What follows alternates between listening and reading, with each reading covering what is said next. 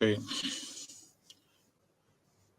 Welcome to this new topic, organization behavior, BPAE 142. BPAE 142 പുതിയ ഒരു ടോപ്പിക്കാണത്. Organisational behaviour വളരെ പ്രധാനപ്പെട്ട ഒരു ടോപ്പിക്കാണ്. നമ്മളൊരു ഓർഗനൈസേഷനിൽ എങ്ങനെ ബിഹേവ് ചെയ്യണം, ഓർഗനൈസേഷൻ ഏതെല്ലാം വിധത്തിൽ ബിഹേവ് ചെയ്യണം, അതിനെ പറ്റിയിട്ടൊക്കെയാണ് ഇതിൽ പറയുന്നത്. അപ്പോൾ എൻ്റെ പേര് ഉണ്ണികൃഷ്ണൻ, അക്കാഡമിക് കൗൺസിലറാണ്. Indira Gandhi open university regional office കൊച്ചിയിലാണ്. So listen to this very carefully. And organizational behaviour plays a vital role. അത് ഓരോന്ന് യൂണിറ്റ് വൈസ് നിങ്ങൾക്ക് പറഞ്ഞിരിക്കുന്നതാണ്. വളരെ ശ്രദ്ധാപൂർവം കേൾക്കുക. ഇതില് 4 ബ്ലോക്കാണ്. Block 1, introduction to indigenous people. Block 2, understanding individual behaviour. Block 3, organizational behavior, major facets. Block 4, life in organizations and organizational systems. അപ്പോൾ ഇത് സീരിയസ് ആയിട്ട് ഈ ടോപ്പിക് എടുക്കണം. കാരണം ഇത് not only in India or Kerala or abroad, everywhere this topic is relevant. അതുകൊണ്ട് വളരെ ശ്രദ്ധാപൂർവം കേട്ട് മനസ്സിലാക്കിയാൽ മാത്രമേ ഇതിന് മാർക്ക് കിട്ടൂ. ടെക്സ്റ്റ് ബുക്ക് നന്നായിട്ട് വായിക്കണം. കാരണം many eminent personalities have given definitions for this. അപ്പോൾ വളരെ ശ്രദ്ധാപൂർവം കേട്ട് ഈസി ആയിട്ട് എടുക്കരുത് ഒരു ടോപ്പിക്ക്. വളരെ നമ്മൾ വളരെ അത് ഫോക്കസ് ചെയ്തിട്ട് വേണം ചെയ്യാൻ. സ്കോർ ചെയ്യാൻ ഇല്ല, എഴുതിയാൽ മാത്രമേ മാർക്ക് കിട്ടൂ. അതുകൊണ്ട് ശ്രദ്ധാപൂർവം അത് വായിക്കുക, മനസ്സിലാക്കുക കണ്ടന്റ്സ്. ഓക്കെ, നൗ ഇതില് യൂണിറ്റ് ടോട്ടൽ യൂണിറ്റ് 16 എണ്ണാണ്. അതിൽ ബ്ലോക്ക് ഞാൻ ആൾറെഡി പറഞ്ഞു. Total unit 16 എണ്ണാണ്. അപ്പൊ നമ്മള് ഈച്ച് സെഷനിലെ 2 യൂണിറ്റ് കവർ ചെയ്യുന്നതായിരിക്കും. കാരണം 8 ക്ലാസ് ആണല്ലോ ഇവിടെ. 2 16. Okay, so every class 2 units will cover. Today unit 1, organizational behavior, meaning features,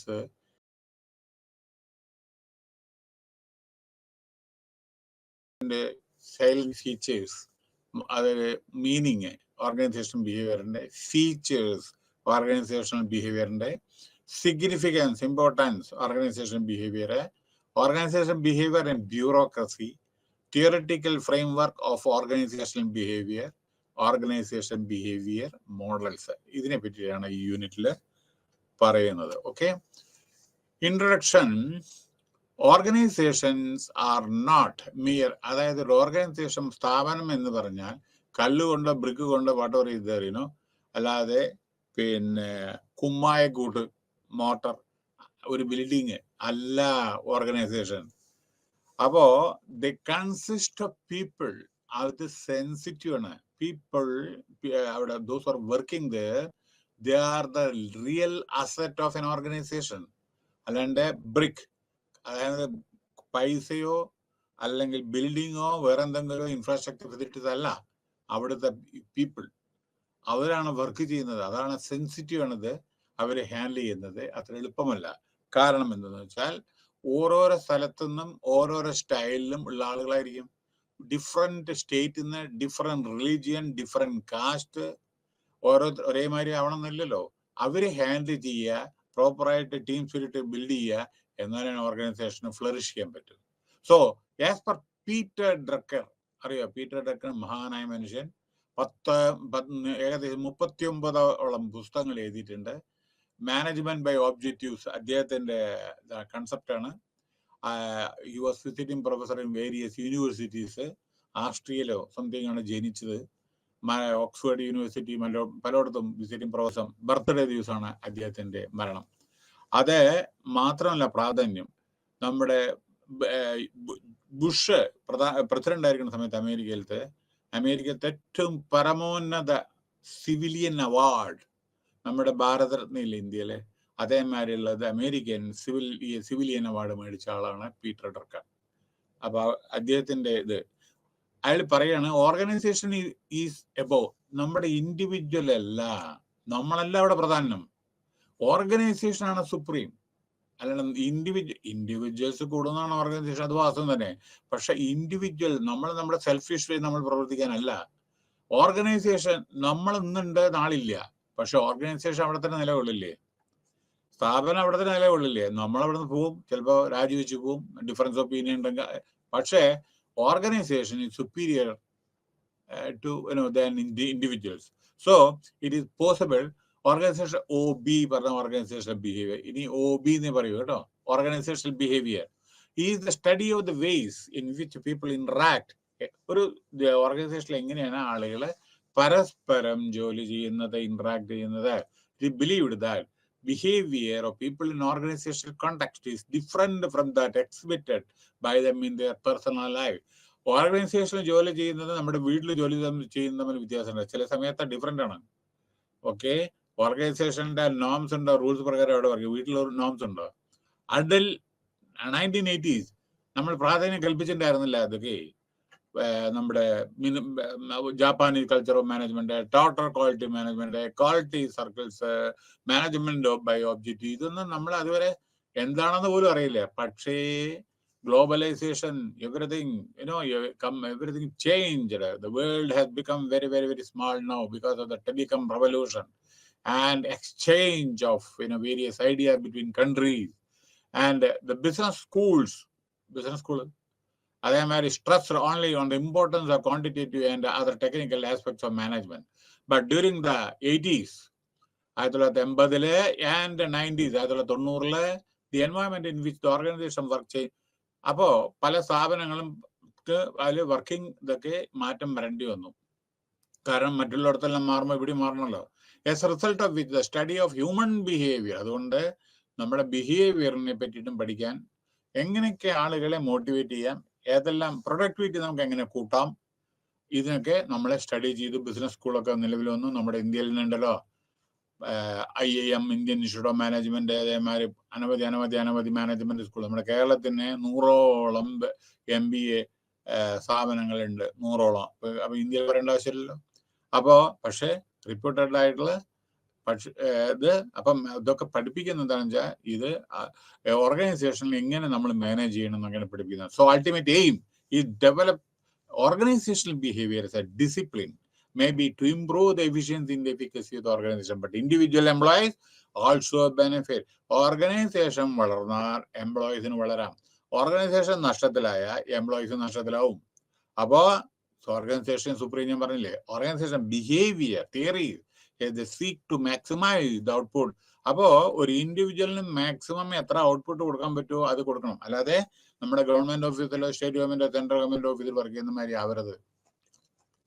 ജോലി ചെയ്താലും ചെയ്തിട്ടില്ലെങ്കിൽ ശമ്പളം കിട്ടുന്നുള്ള ധാരണയിൽ കോർപ്പറേറ്റ് പോയാൽ പിറ്റേ ദിവസം പിരിച്ചുവിടും. ഇപ്പൊ IT കമ്പനികൾക്ക് അറിയില്ല സ്ഥിതി എന്താണെന്ന്. കാരണം ഇപ്പോൾ so many, I don't want to tell the name, എത്രയോ ആയിരക്കണക്കിന് ആളുകൾ പിരിച്ചുവിട്ടിട്ടുണ്ട്. ഒന്ന്, അത് അവര് ജോലി ചെയ്യാത്ത ആളുകളല്ല, because of the change in policy, management policy, philosophy, what പറയുന്നത്, അല്ലെങ്കിൽ ഗ്ലോബൽ ചേഞ്ചസ്, അതെല്ലാം നമ്മൾ ശ്രദ്ധിക്കണം. അതേമാതിരി നമ്മൾ ഈ ട്രഡീഷണൽ നമ്മളെന്താ ജോലി കിട്ടി എന്ന് പറഞ്ഞിട്ട് നമ്മൾ അവിടെ പോയിട്ട് നമ്മൾ സമയം പാസ് ചെയ്യുക അങ്ങനെയൊക്കെ ചെയ്തിട്ടുണ്ടെങ്കിൽ, പ്രൊഡക്ടിവിറ്റി ഇല്ല എന്നുണ്ടെങ്കിൽ survival is very very difficult. പിന്നെ അതുകൊണ്ടാണ് ഞാൻ ഇത് പറയുന്നത് എന്താണെന്ന് വെച്ചാൽ, നമ്മൾ സ്റ്റേറ്റ് ഗവൺമെന്റിലായിക്കോട്ടെ, സെൻട്രൽ ഗവൺമെന്റ് ആയിക്കോട്ടെ, ഓട്ടോണമസ് ബോഡീസ് ആയിക്കോട്ടെ, ഏതെങ്കിലും പബ്ലിക് സെക്ടറിന്റെ ടേക്കിംഗ് ആയിക്കോട്ടെ, എവിടെയായാലും ശരി, unless you produce the best result, you will not be able to survive. You will not get the increment. You will not get promotion. Increment കിട്ടും, നിയമപ്രകാരമുള്ള ഇത് കിട്ടും. പക്ഷെ പ്രൊമോഷൻ ഒക്കെ കിട്ടുന്നുണ്ടെങ്കിൽ outstanding performance, your contribution will be measured. പണ്ടത്തെ മാതിരി അല്ല എന്ന്. പക്ഷെ നമ്മൾ വിചാരിക്കുന്നുണ്ട് നമ്മൾ PSC സെലക്ഷനോ വേറെ എന്തെങ്കിലും സെലക്ഷനോ ആയിട്ടുണ്ടെന്നുണ്ടെങ്കിൽ നമുക്ക് പിന്നെ വെരി 58 വയസ്സ് വരെ അല്ലെങ്കിൽ 56, 57 എന്തോ പാട്ട് പറയുന്നത്, അത് വരെ നമുക്ക് സുഖം, ആനന്ദം, പരമാനന്ദം പറഞ്ഞിട്ട് അല്ല. കാരണം നിങ്ങളെ അപ്പോയിന്റ് ചെയ്ത് ടാക്സ് പേസിന് കാശാണ്. അതുകൊണ്ട് you are responsible to the society. And നിങ്ങൾ വർക്ക് ചെയ്യുന്നത്, നിങ്ങൾ ശമ്പളം മേടിക്കുന്നത് ടാക്സ് പേയുടെ പൈസയാണ്. ഈവൻ ഓരോരുത്തരത് കിട്ടുന്ന എന്ത് വാങ്ങിയാലും ശരി അതിന് ടാക്സ് ഉണ്ട്. ആ ടാക്സ് ഉള്ള ശമ്പളം കൊണ്ട് ആണ് കിട്ടുന്നത് ഓരോരുത്തർ, മനസ്സിലായില്ലേ? അപ്പൊ അതുകൊണ്ട് നമ്മൾ എന്താ ചെയ്യുന്നത് വെച്ചാൽ സൊസൈറ്റിയിൽ എത്രത്തോളം നമുക്ക് കോൺട്രിബ്യൂട്ട് ചെയ്യാൻ പറ്റുമോ അതാണ് നമ്മൾ നോക്കേണ്ടത്. അപ്പോൾ productivity has to increase. So organisation behaviour നമ്മൾ മാറ്റണം. നിങ്ങളുടെ അരോഗന്റ് ബിഹേവിയറോ അതൊന്നും ഓർഗനൈസേഷനിൽ പറ്റില്ല. ബ്യൂറോക്രാറ്റിക് അപ്രോച്ച് യാതൊന്നും പറ്റില്ല. അപ്പോ അതാണ് ഓർഗനൈസേഷൻ ബിഹേവിയർ. ഓർഗനൈസേഷൻ എന്ത് വേണോ അതാണ് നിങ്ങൾ ചെയ്യേണ്ടത്. അല്ലാണ്ട് നിങ്ങൾക്ക് എന്ത് വേണോ അത് ഓർഗനൈസേഷൻ ചെയ്യില്ല. നിങ്ങളെ ഇൻഡിസ്പെൻസിബിൾ അല്ല. നിങ്ങളില്ലെങ്കിൽ വേറൊരാള്. അത് മനസ്സിലാക്കുക. അതിന്റെ അർത്ഥം ഇൻഡിവിജ്വൽ ഇല്ലെങ്കിൽ ഓർഗനൈസേഷൻ ഉണ്ടാവുമെന്ന് ചോദിക്കുന്നുണ്ടല്ലോ. അതല്ല. പക്ഷെ ഓർഗനൈസേഷൻ ഈസ് സുപ്രീം. ഓർഗനൈസേഷനിൽ എന്തിനാ ഇല്ലെങ്കിൽ പിന്നെ എന്തിനാ ഇൻഡിവിജ്വൽ? മനസ്സിലായില്ലേ? So N organisation is A group. ഒരു ഓർഗനൈസേഷൻ പറഞ്ഞാൽ രണ്ടിലും ഇത് ആളുകളോ വർക്ക് ചെയ്യുന്ന ടുഗദർ. പക്ഷെ കോമൺ ഓബ്ജക്റ്റീവ്സ് മീറ്റ് ചെയ്യാൻ വേണ്ടിയിട്ടാണല്ലോ ഓർഗനൈസേഷൻ. എന്തിനാണ് ഒരു ഓർഗനൈസേഷൻ സെറ്റപ്പ് ചെയ്ത്? ഇപ്പൊ HMT വാച്ച് ഉണ്ടാക്കാൻ, Indian telephone industry telecommunication, BHEL അതേമാതിരി ഇലക്ട്രിക്കൽ ഇത് ട്രാൻസ്ഫോർമർ ഇത് ഉണ്ടാക്കാൻ. ഓരോന്ന് പർപ്പസ് ഉണ്ട് ഓരോന്നിനെ. അപ്പൊ ഓബ്ജക്റ്റീവ്സ് മീറ്റ് ചെയ്യണം നമ്മുടെ ചുമതല. An organisation is set to exist when people interact with one another. അവിടെ നമ്മളെ ഓരോരുത്തരായിട്ടുള്ള ഇന്ററാക്ഷൻ വളരെ വളരെ എസെൻഷ്യൽ ആണ്. അല്ലാതെ നമ്മൾ സെൽഫിഷ് ആയിട്ട് ജോലി ചെയ്യരുത്. യു ടു എക്സ്റ്റെൻഡ്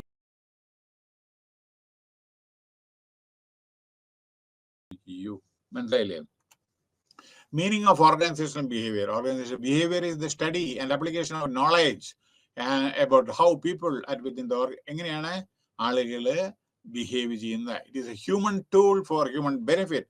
ഇത് നിങ്ങളുടെ ബെനിഫിറ്റിന് വേണ്ടി മാത്രം. നിങ്ങളുടെ ബിഹേവിയർ നിങ്ങളുടെ ബിഹേവിയർ ശരിയല്ലെങ്കിൽ അത് നിങ്ങൾക്ക് ബെനിഫിറ്റ് ആവോ? ചിലപ്പോൾ നിങ്ങൾക്ക് സസ്പെൻഷൻ കിട്ടും. നിങ്ങൾ ബിഹേവിയർ ഇപ്പോൾ ഒരാളെ സുപ്പീരിയർ എന്തെങ്കിലും പറഞ്ഞ് നിങ്ങൾ കേട്ടില്ല വിചാരിക്കുക. നിങ്ങളുടെ ബിഹേവിയർ അങ്ങനെ വിചാരിക്കുക, കിട്ടും suspension. So it applies broadly to the behavior of people in all types of organization. ആളുകളുടെ ബിഹേവിയർ ശരിയാണ് എന്നുണ്ടെങ്കിൽ ഓർഗനൈസേഷൻ പ്രോസ്പർ ചെയ്യാൻ പറ്റും. ഞാൻ ചെറിയ ഒരു ഉദാഹരണം സഹിതം പെട്ടെന്ന് മനസ്സിലാക്കാൻ വേണ്ടിയിട്ട്, ബാക്കിയൊക്കെ നിങ്ങൾ വായിക്കുക, മനസ്സിലാക്കുക. Okay, now you see, you go to Tata firm. Many years ago, decades ago, I had an opportunity to work in Tata. Okay, so ബോംബെയിലൊക്കെ ടാറ്റയിൽ വർക്ക് ചെയ്യുമ്പോൾ തന്നെ ആളുകൾ നമ്മൾ ബസ് സ്റ്റോപ്പിൽ നിൽക്കുമ്പോൾ തന്നെ മനസ്സിലായി ഇവർ എവിടെ ജോലി ചെയ്യുന്നത്. എന്താ കാരണം? നീറ്റ് ഡ്രസ്, ക്ലീൻ ഷേവ്, പാനോ അല്ലെങ്കിൽ മുറുക്കലൊന്നും പാടില്ല, സിഗരറ്റ് വലിക്കില്ല, അതേമാതിരി ടൈമിനെത്തും, അതേമാതിരി വർത്തമാനമില്ല, ഓഫീസിൽ ജോലി ചെയ്യും, 5 മണിക്ക് പോവും, ഓരോ ഇതുമില്ല, അങ്ങോട്ടും എന്ന് വെച്ചാൽ ആവശ്യമില്ലാത്ത ഒരു മിനിറ്റ് പോലും കളയില്ല. അതേമാതിരിയുള്ള ബെനിഫിറ്റ് അവർക്കുണ്ട്, അതേമാതിരിയുള്ള പ്രൊഡക്ടിവിറ്റി ഉണ്ട്. അതുകൊണ്ടാണ് ടാറ്റ ഗ്രൂപ്പ് 100-ൽ ഓർഗനൈസേഷനായി പരിണമിച്ചത്. അതുകൊണ്ടാണ് TCS Tata consultancy service 1976 when I was in Bombay 3 പേരുണ്ടായിരുന്നു ടോട്ടൽ. അത് സ്റ്റാർട്ട് ചെയ്യണം സമയത്ത് എയർ ഇന്ത്യ ബിൽഡിംഗ്. ഓക്കെ, ഞാൻ 8ാമത്തെ ഫ്ലോറിലുണ്ടായിരുന്നു. 7ാമത്തെ ഫ്ലോറിൽ TCS സ്റ്റാർട്ട് ചെയ്യുന്ന സമയമായിരുന്നു. 3 പേര് ടോട്ടൽ ഉണ്ടായിരുന്നു. ആ 3 പേരിൽ നിന്ന് 4 ലക്ഷം ഡയറക്റ്റ് എംപ്ലോയ്മെന്റ് ആണ്. എവിടെ എത്തി? എങ്ങനെ? അതാണ് leadership quality, management, efficient management, pro employee worker, അതായത് വർക്കറുടെ ഇത് ബെനിഫിറ്റ്, അതേമാതിരി പിന്നെ പല പല നല്ല കാര്യങ്ങളും.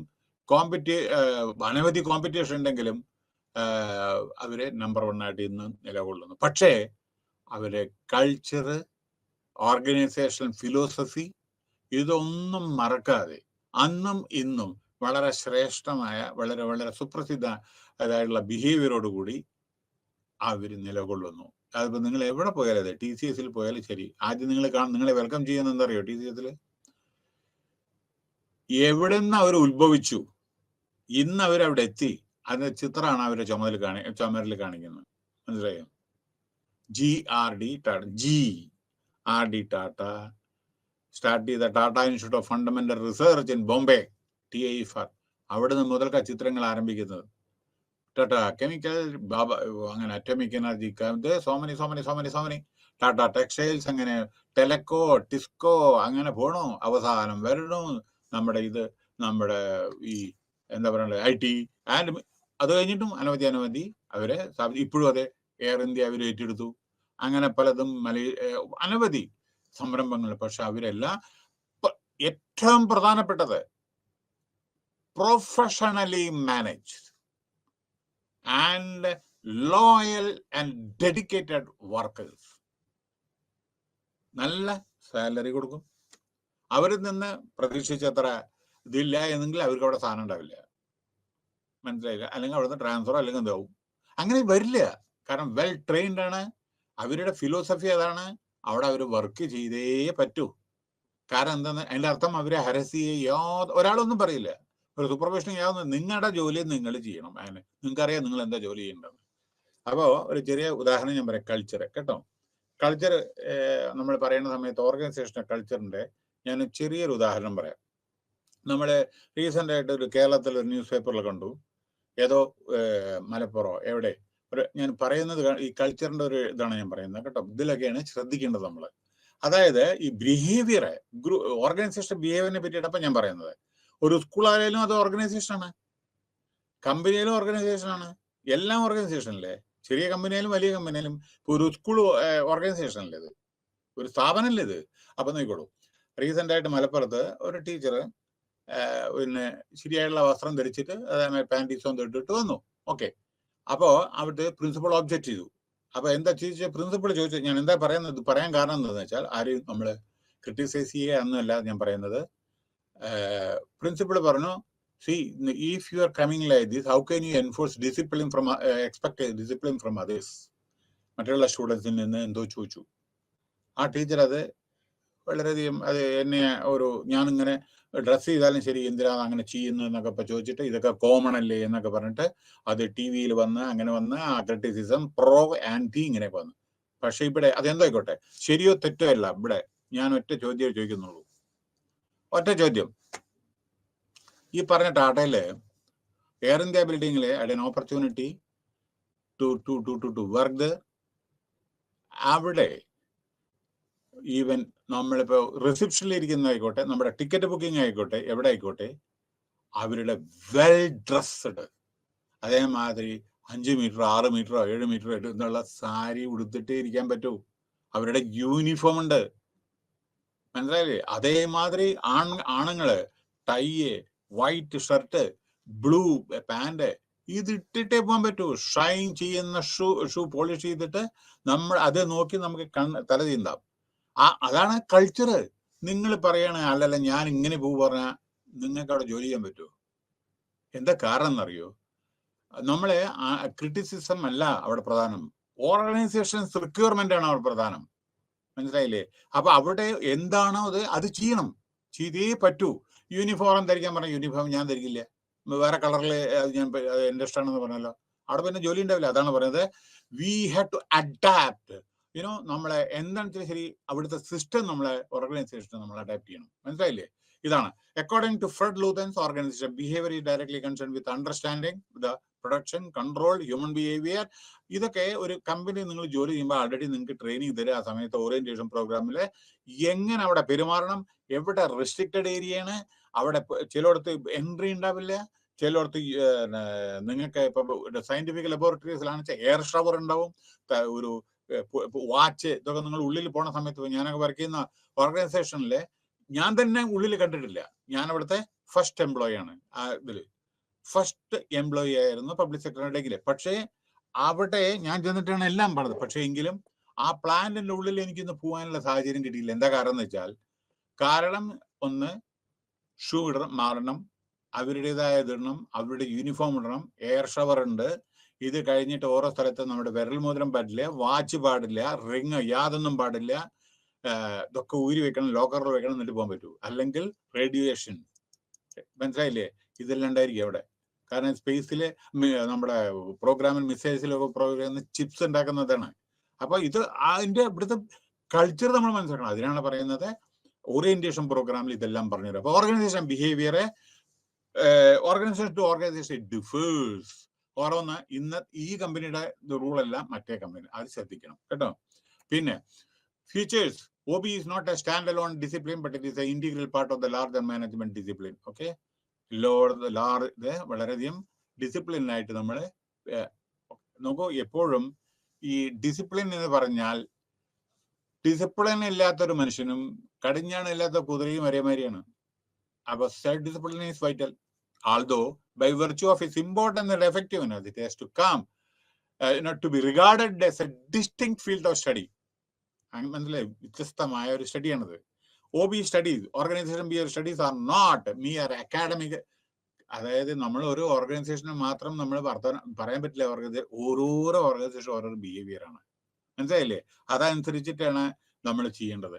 So they have specific goals to achieve. Broadly the goals are directly or indirectly related to improvement. അപ്പൊ അൾട്ടിമേറ്റ്ലി എന്താണ്? പ്രൊഡക്ടിവിറ്റി കൂടണം. അപ്പൊ അതനുസരിച്ച് നമുക്ക് കൂടുതൽ അതനുസരിച്ചുള്ള ബെനിഫിറ്റും അതൊക്കെ ഡയറക്റ്റ് ഇൻസെന്റീവ്, ഇൻഡയറക്റ്റ് ഇൻസെന്റീവ് അതൊക്കെ നമുക്ക് പിന്നീട് പറയാം. Okay, OB is multidisciplinary in the sense that it is affected and influenced by developments of. പിന്നെ മറ്റുള്ള ഒരു കാര്യമുണ്ട്, നമ്മളിപ്പോൾ ഒരു ജോലി ചെയ്യുമ്പോൾ അതിന്റെ ബാക്ക്ഗ്രൗണ്ട് ഉണ്ടാവും. ചിലപ്പോൾ നമ്മൾ ഈ പോകുന്ന ആള് ചിലപ്പോൾ പരിതാപകരമായിട്ടുള്ള സ്ഥിതി, എക്കണോമിക് കണ്ടീഷൻ, അതേമാതിരി അവിടുത്തെ management, sociology, anthropology, psychology, industrial psychology, ഇതൊക്കെ നോക്കിയിട്ട് ആണ്. ഇതൊരു മൾട്ടി ഡിസിപ്ലിനറി ഫംഗ്ഷൻ ആണ് ഓർഗനൈസേഷൻ ബിഹേവിയർ. അല്ലാണ്ട് ഒരാൾ അങ്ങനെ വെച്ചാൽ മറ്റുള്ളവർ അങ്ങനെ ആവണമെന്നില്ല. പല വിധത്തിലുള്ള ആളുകളാണ്, എക്കണോമിക് ബാക്ക്ഗ്രൗണ്ട്. പിന്നെ വളരെ ശ്രദ്ധിക്കേണ്ട ഒരു കാര്യം എന്താണെന്ന് വെച്ചാൽ, ഇപ്പൊ അവിടെ നമ്മൾ ഡിപ്പാർട്ട്മെന്റൽ ഹെഡോ അല്ലെങ്കിൽ വേറെ സെക്ഷണൽ ഹെഡോ എന്തെങ്കിലും ആണെങ്കിൽ നമ്മളെല്ലാവരും ഒരേ മാതിരി കാണരുത്. ചിലർ വീക്കായിട്ടുള്ള ആളുകളുണ്ടായിരിക്കും, ചിലപ്പോൾ വളരെ ബ്രില്യൻ്റ് ആയിട്ട് ആളുകളുണ്ടാവും. അതിന്റെ അർത്ഥം നിങ്ങളെ ഡ്യൂട്ടി എന്താണെന്ന് വെച്ചാൽ വീക്കായ ആളുകളിൽ കൂടുതൽ കോൺസെൻട്രേറ്റ് ചെയ്യുക, എന്നിട്ട് മോളിലേക്ക് കൊണ്ടുവരിക. അവിടെയാണ് നിങ്ങളുടെ കഴിവ്. ബ്രില്യൻ്റ് ആയ ആളെ എന്തായാലും ജോലി ചെയ്യുമല്ലോ. കാരണം എന്തുകൊണ്ട് വീക്കായി? അവർക്ക് ചില പാസ്റ്റ് ഹിസ്റ്ററി ഉണ്ടായിരിക്കും, എന്തെങ്കിലും പ്രശ്നങ്ങൾ ഉണ്ടായിരിക്കും. അപ്പൊ അവിടെ കൂടുതൽ ശ്രദ്ധിക്കണം. സോ അതർ ബിഹേവിയർ സയൻസ് ഒക്കെ അവിടെയായി. ഇനി സ്റ്റഡി ബിഹേവിയർ 3 ഡിസ്റ്റിങ് ലെവൽ. അതായത് നമ്മുടെ ഓർഗനൈസേഷൻ നമ്മുടെ ബിഹേവിയർ, നമ്മൾ ഗ്രൂപ്പിൽ എങ്ങനെ ബിഹേവ് ചെയ്യുന്നു, ഓർഗനൈസേഷനിൽ എങ്ങനെ ബിഹേവ് ചെയ്യുന്നു. നോക്കൂ, ഇൻഡിവിജ്വൽ ആയിട്ട് എങ്ങനെ ബിഹേവ് ചെയ്യുന്നു, നമ്മൾ കുറെ ആളുകൾ ഉണ്ടെങ്കിൽ അവിടെ എങ്ങനെ ബിഹേവ് ചെയ്യുന്നു, ചിലവര് അതേമാതിരി നമ്മുടെ ഓർഗനൈസേഷൻ എങ്ങനെ ബിഹേവ് ചെയ്യുന്നു. ഈ മൂന്നാണ്, മനസ്സിലായില്ലേ? അടുത്ത് importance, significance of organization behavior. Group of individuals can achieve what one individual cannot. ഒരാൾക്ക് മാത്രം നമുക്ക് അച്ചീവ് ചെയ്യാൻ പറ്റില്ല. നമ്മൾ ചന്ദ്രനിൽ പോകണമെന്ന് വെച്ചാൽ ഒരാളെ കൊണ്ട് മാത്രം പറ്റുമോ? Many individual possessing varied skills. അപ്പൊ എങ്ങനെയാണ് പറയാൻ നോക്കൂ, ISROയില് അനവധി സ്കില്ലുള്ള ആളുകള് എല്ലാവരും കൂടെ ഒത്തൊരുമിച്ച് പ്രവർത്തിച്ചല്ലേ മേപ്പോട്ട് പോകുന്നത്. അത് നമ്മുടെ റോക്കറ്റ് ഒക്കെ അല്ലേ. ആൻഡ് യുനോ സമയത്തിന്റെ അഭാവം കൊണ്ടാണ് ഞാൻ പറയുന്നത്. I was there in DRDO and other thing and ISRO. See, ഒരാൾ എന്താ ചെയ്യണേ എന്ന് മറ്റുള്ളവർക്ക് അറിയില്ല. മറ്റുള്ളവർ എന്താ ചെയ്യണമെന്ന് പറഞ്ഞാൽ മറ്റേ തേർഡ് പേഴ്സൺ അറിയില്ല. ഇതെല്ലാം അറിയുന്ന ഒരാളോ രണ്ടാളോ അല്ലെങ്കിൽ ഗ്രൂപ്പ് പ്രൊജക്ടോ ഡയറക്ടർക്ക് മാത്രമേ അറിയൂ. അവസാനം ഒരു അസംബ്ലിംഗ് ആണ്. അല്ലാതെ ഇവരോട് ചെയ്യാൻ പറഞ്ഞത് ഇവര് ചെയ്യും.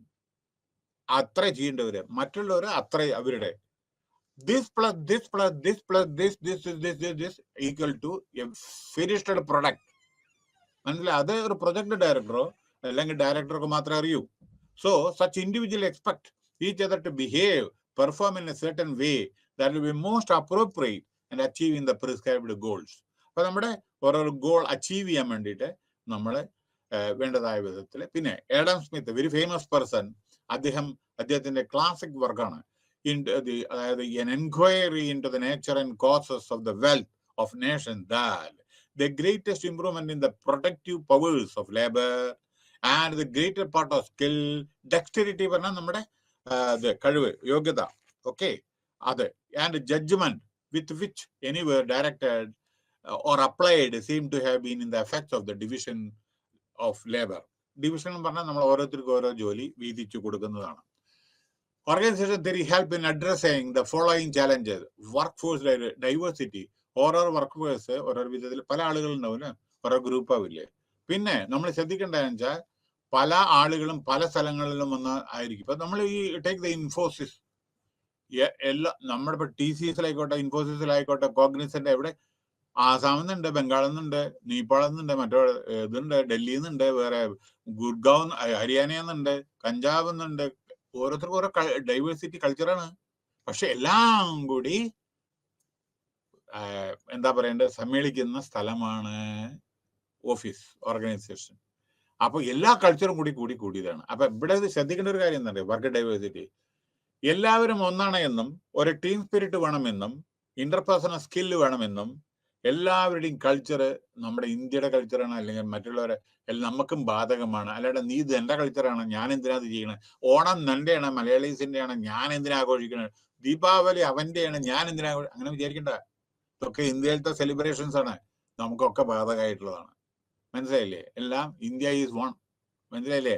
അപ്പൊ അതില് ഓരോ ഘടകം മാത്രമാണ് നമ്മള്. മനസ്സിലായില്ലേ? ഇപ്പൊ നമുക്ക് 29 സ്റ്റേറ്റ് ഉണ്ടെന്ന 28 സ്റ്റേറ്റ് ഉണ്ടെന്ന 28 സ്റ്റേറ്റ് വേറെ നമ്മൾ എന്താ പറയണ്ടത്? ഞാന് അവർ രാജ്യമായിട്ട് ഡിക്ലെയർ ചെയ്തിട്ടോ? ഇല്ലല്ലോ. എല്ലാ 28 സ്റ്റേറ്റും കൂടിയതല്ല നമ്മുടെ India. So that is called federation. Sorry, this എല്ലാം കൂടി കൂടിയതാണ് India. Okay. So globalisation, customer orientation, innovation and disruption, work. പിന്നെ ഗ്ലോബലൈസേഷൻ പറയേണ്ട ആവശ്യമില്ലല്ലോ. കസ്റ്റമർ ഓറിയന്റേഷൻ, നമ്മുടെ കസ്റ്റമർ ആരാണ്, അവരോട് നമ്മൾ ട്രീറ്റ് ചെയ്യേണ്ടത് ഏത് വിധത്തിലാണ്. പിന്നെ ഇന്നോവേഷൻ, ക്രിയേറ്റിവിറ്റി ആൻഡ് ഡിസ്റപ്ഷൻ, ഇതൊക്കെ ഉണ്ടാവും. ചില സമയത്ത് നമ്മുടെ ഇലക്ട്രിസിറ്റി പോയില്ലേ, ചിലയിടത്ത് വേറെ മെഷീൻ ബ്രേക്ക് ഡൗൺ ആവില്ലേ. അപ്പൊ അത് എങ്ങനെ നമ്മൾ മാനേജ് ചെയ്യുക, ഓവർകം ചെയ്യാതൊക്കെ. അപ്പൊ നമ്മൾ എങ്ങനെ അഡീഷണൽ ആയിട്ട് നമ്മൾ ജോലി ചെയ്യുക, അതൊക്കെ ഉണ്ടല്ലോ. ചിലർക്ക് വർക്ക് ഫ്രം ഹോം ഇതൊക്കെ ഉണ്ടാവില്ലേ. ചിലപ്പോൾ ഡിസ്റപ്ഷൻ ഓഫ് വർക്ക് ഉണ്ടാവും, ചിലപ്പോൾ ഹർത്താൽ ഉണ്ടാവില്ലേ.